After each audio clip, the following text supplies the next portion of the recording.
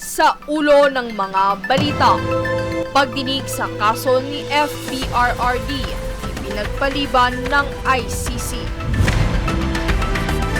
Big time hike sa presyo ng produktong petrolyo, umarangkada na.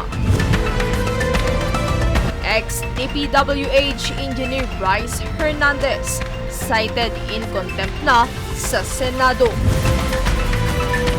Mga kongresistang nabanggit ng mga diskaya tumanggi sa umano'y aligasyon. Trump nag-deploy ng National Guard troops sa Chicago sa kabila ng violent crime surge. At Pilipinong pari sa US, itinalaga ni Pope Leo XIV bilang auxiliary bishop. Patas at pantay na balita, komprehensibong ulat para sa pulso ng masa. Ito ang News Force.